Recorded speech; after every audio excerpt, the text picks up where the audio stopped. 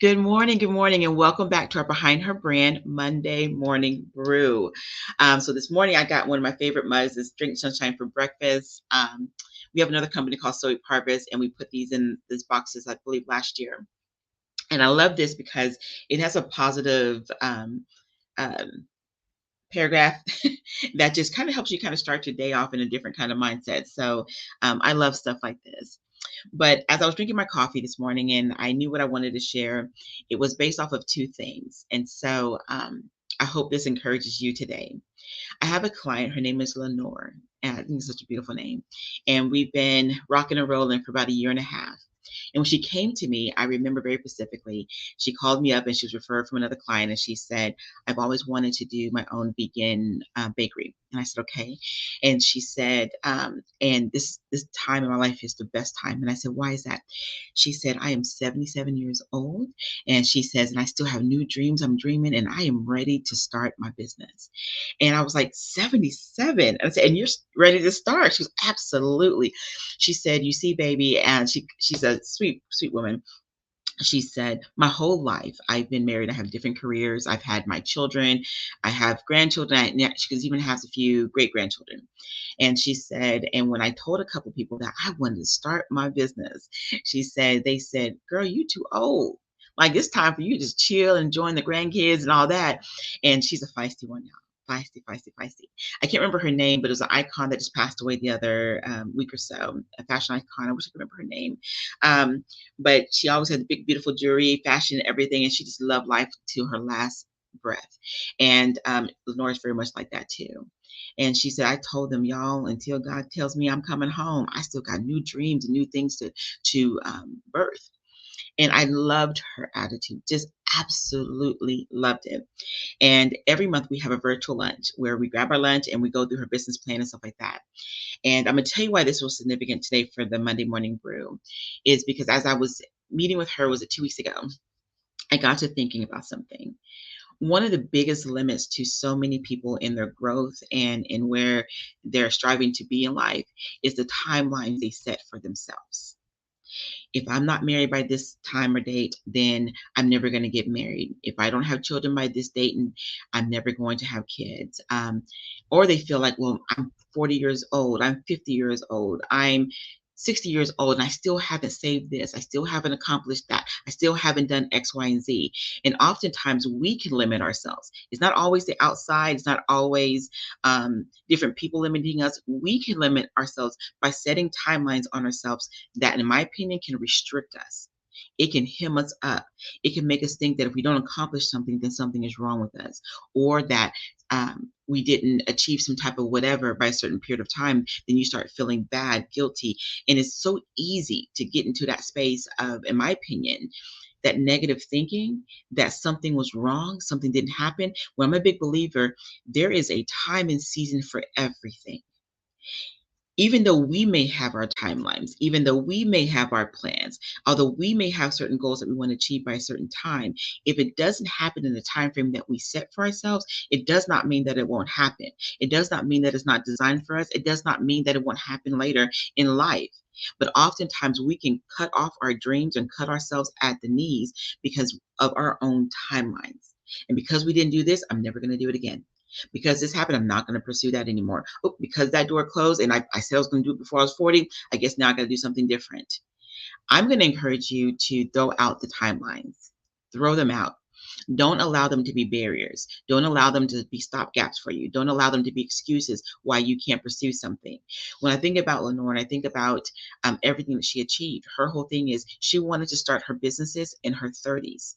And then life happened. She wanted to start them in her 40s, but then she lost her son in a car accident. So life happened again. She wanted to start in her 50s. She figured, okay, this is the perfect time and season. Then her husband got sick. Every iteration she wanted to keep going, but she said, but I remember her saying, the dream never stopped. The goal never stopped being there. My passion never did get squelched because of life kept happening. I knew time and season would align itself to where I can do that. And so, like I said, we started about a year and a half ago, going into our second, not keep saying a year and a half. It's what is it? It's March. Yeah, April. Oh my gosh, almost 2 years. 2 years in April. She started off with a concept a couple of years ago, right? She wanted to start her vegan business. Now she has 3 locations. And our goal now is to expand outside of the North into the South area. Like, she still has big dreams. Her timeline kept moving, right? But so did her passion. She kept moving it forward, moving it forward. She did not allow it to stop. And I'll give you guys another personal example of this. And I just, as I'm sharing these things, I'm hoping you're thinking about, is there anything that I've said that I needed to do this by a certain date and time, and because it didn't happen, did I stop doing it? Did I stop pursuing it? Did I stop believing it? Here's a personal thing. I have always, since I was, gosh, in middle school, said that I was going to have a tribe of kids. No kidding. People used to laugh at me. I used to say I was going to be like Josephine Baker and have 12 kids. I know that sounds insane, but y'all, I held on to that. I modified the numbers, but I used to say I wanted 6 children. I wanted 3 biological and 3 kids from all different backgrounds. It didn't have to necessarily be African American. It could be just kids that just needed a home. That was a passion of mine, still a passion of mine. Okay. And so as I was going through life, I was getting older and older and older and realizing, okay, I only have one child, Christian. And then I got pregnant again and I lost that pregnancy. And I started to think, okay, I'm getting outside my 30s now. Maybe it's just not going to happen. I had that moment where I was fearing that. And then I went through a big life change, divorced, got remarried, and then thinking I had a stomach ache, went to the doctors and Caden was there. And at this point in time, I was so excited. But let me tell you what really happened. I had doctors, nurses.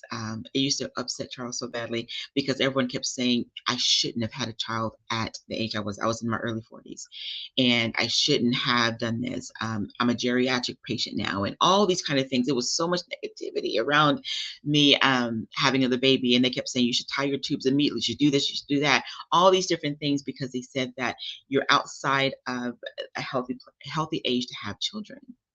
And I kept thinking to myself, and no, I'm not having any more kids right now, but not because of what they said, more for medical things. But I kept thinking my timeline was I was going to have all these children in my 30s.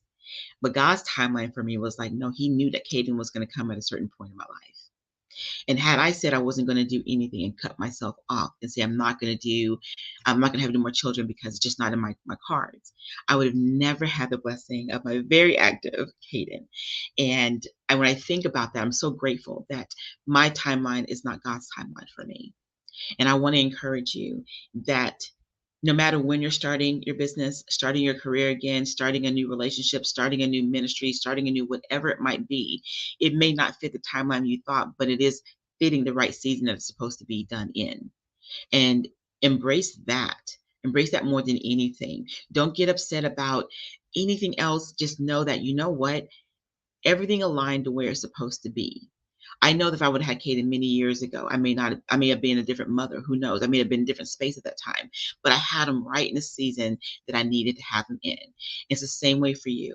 If you're now launching into some new things, birthing some new things, creating, writing, doing all these things in this season, let it be for this season. Okay. Embrace the season.